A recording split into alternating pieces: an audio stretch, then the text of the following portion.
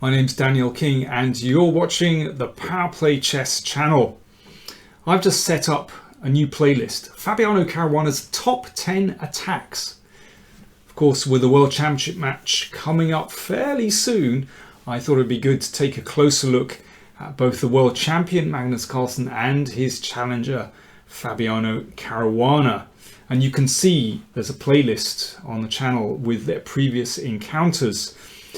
But I wanted to look in detail at some of Fabiano Caruana's games. In the past, I've looked at a lot of Magnus's games, but it's Fabiano Caruana's turn, and I've selected 10 games which I think show his fantastic ability to attack. Of course, it's very subjective. They're just games that I really rather like.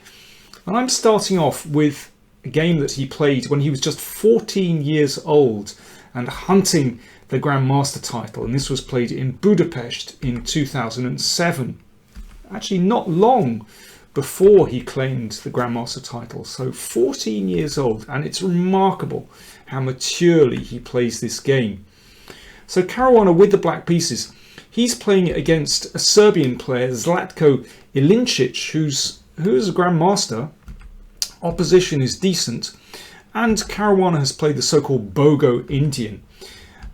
Now, this is actually kind of the main line, and it used to be very popular in the 1970s, 1980s. You don't see it so much anymore, I think probably because white gets a big space advantage.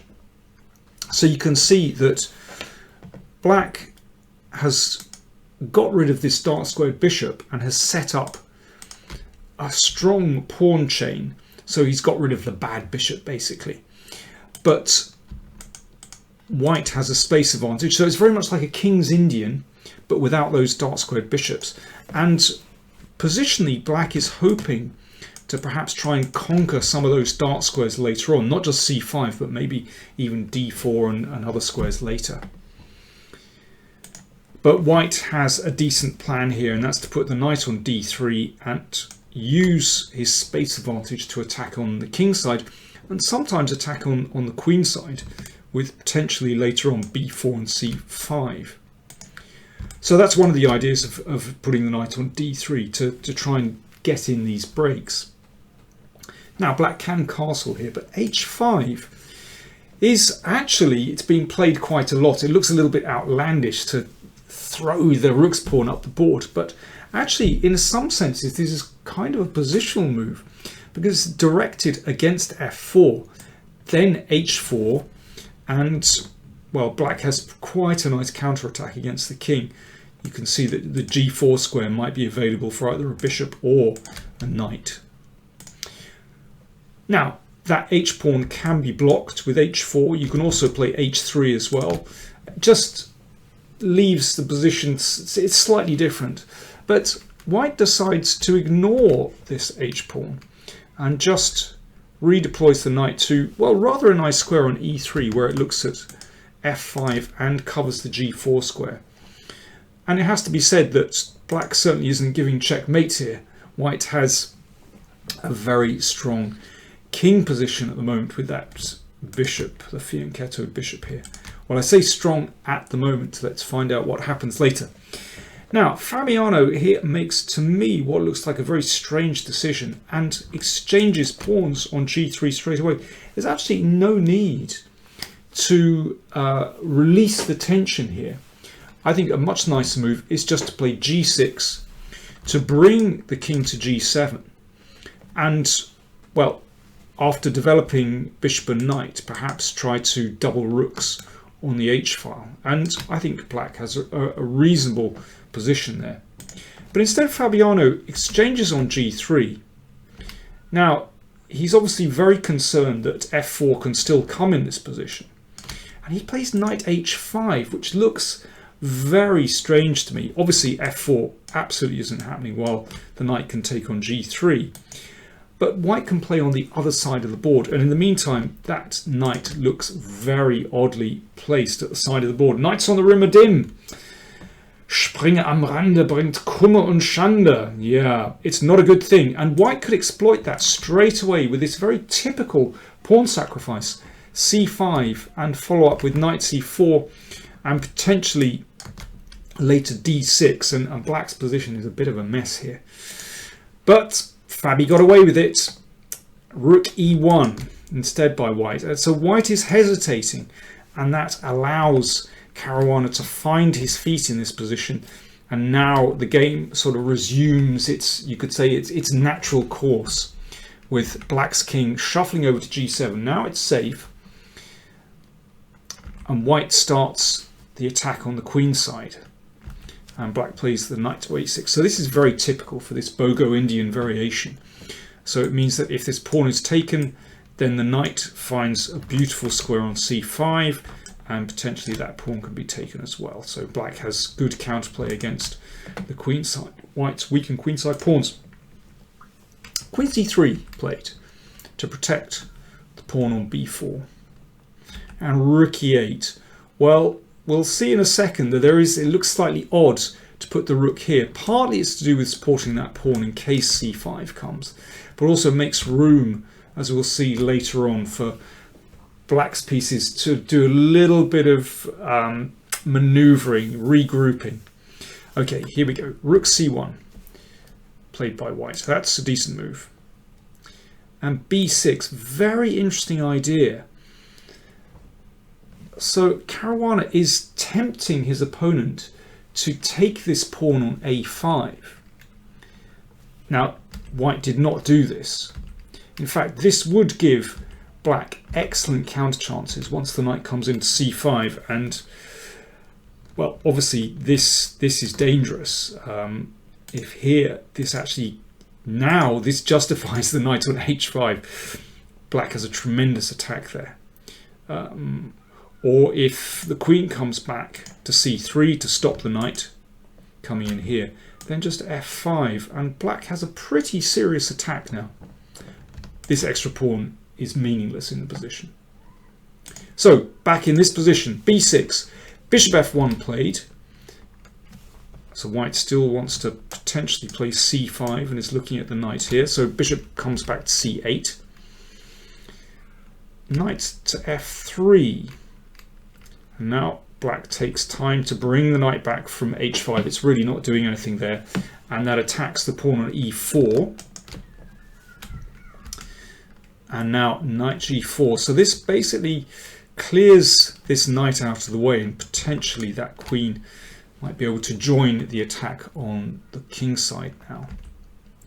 Now, I don't think white played this terribly well.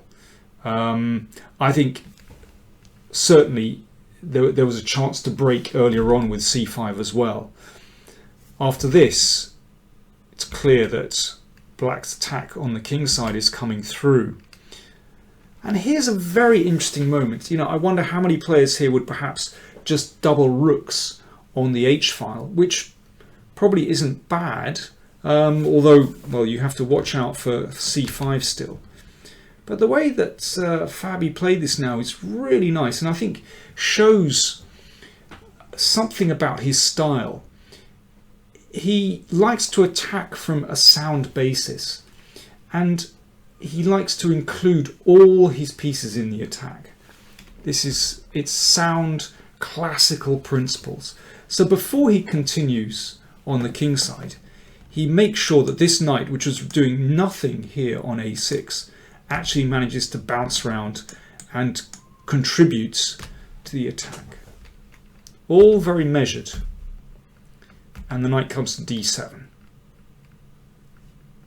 So white has won a pawn, and this is potentially a weak pawn, but it doesn't really matter.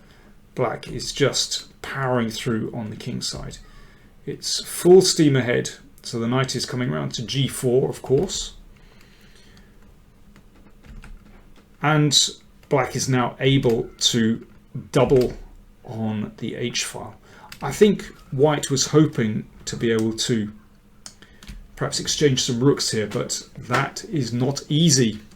After queen d7, and now the queen comes into play along this diagonal. Knight g1. And now things are pretty desperate.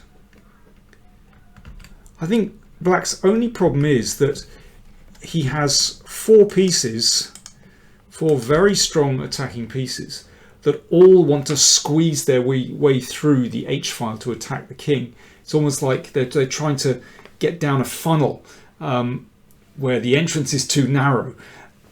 So black has to solve this problem. But Fabi manages to do that. Let's have a look. So a check. The king comes back. And now the rook comes back. Well, slightly improved position it was down here. It's come to h5. So the king could come back to g2 to stop knight h2 check. But then f5 does give black a very strong initiative. But instead, queen b3 played. And once this queen is out of the action, then black's pieces invade. And there are some really nice variations here. So a check. Obviously the king can't go that way because the knight could be taken by the rook. And queen g4, the pieces are getting closer. Now, first big question, what happens if king takes rook? We need to answer that one. So first of all, there's a discovered check with the rook. Another check. Rook, second rook comes in. And rook h1, threatening rook takes knight, checkmate. So all fairly clear cut so far. So white really only has one defense, and that's to play the king out. King up to g2. And now knight takes g1. Now this gets very interesting. So first of all, if king takes rook, then in fact black wins very simply by playing knight takes rook, threatening queen h3 mate. And if king g2, then we can simply take a rook and black is a piece up. That's an easy one. Okay, what about rook takes? Now this is fascinating.